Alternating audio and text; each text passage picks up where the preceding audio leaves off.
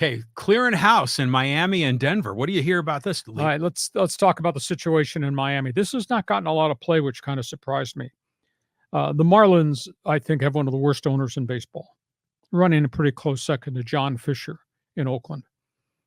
Bruce Sherman, I don't understand why he owns a franchise. I don't understand why he's allowed to own the franchise.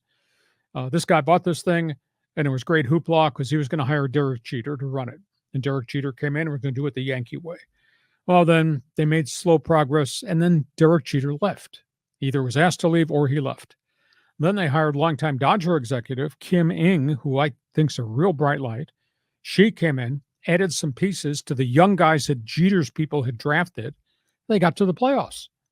And then this year it all fell apart. She got let go in the offseason. And now they hire Peter Bendix, good reputation from Tampa Bay as an assistant general manager. He comes in. He inherits a mess. Nobody's going to the games. They're not winning. His manager has opted out of his contract. Skip Shoemaker is going to be a free agent the last day of the season, doesn't want to stay there any longer. They traded away what few veterans they had left.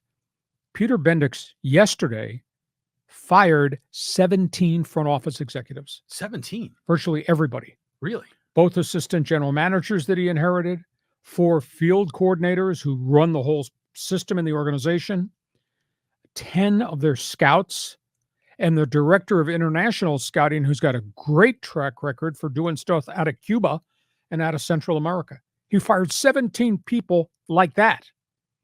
So there's unbelievable chaos. Now he's got a good track record coming out of Tampa, but man, that's a purge like I don't think I've ever seen before. So that's one story. The other story to me is really sad. This situation with Kris Bryant is just so bad.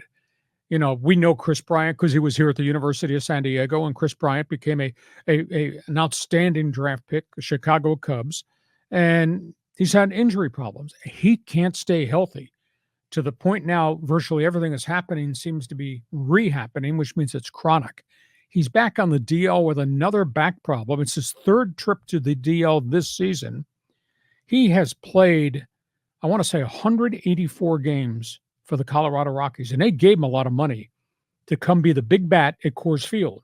You know, this is right guy, right abilities to play in a dimension where home runs can fly. So he's played, I want to say he's played 184. He's missed 289 games. Wow. That's a staggering amount, and it's really sad. And they're on the hook for an awful lot of money, and he can't stay on the field.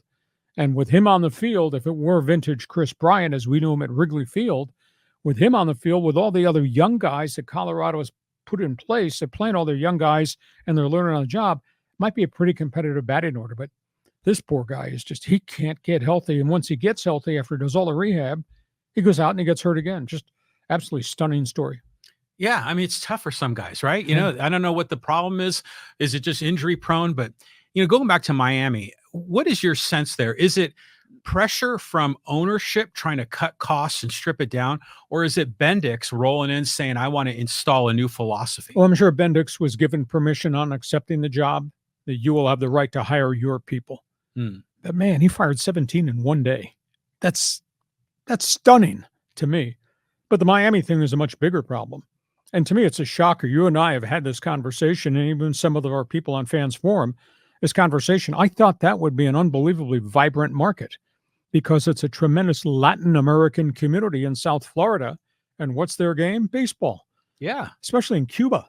It's just never happened for them. And they early years, they did well. They won a championship. Jim Leland was unbelievably popular, the Hall of Fame manager. And then they fire-sailed it, and they've just never been able to put it back in gear. And they, you know, the bitch was it's a lousy stadium, so they built the new Marlins stadium, and then it's empty because the product isn't very good. So that's a real tough situation in Miami. So South Florida, you got baseball, but you're not supporting baseball. But they've got 2 championships, which is amazing. From back in the day. But still, that matters. The one memory I have of old Marlins baseball is I think they beat the Yankees right after 9/11. Wasn't that? Yes. It was in 2001. Yeah. So, but that was a long time ago, pal. Yeah, that was. Okay, we go from baseball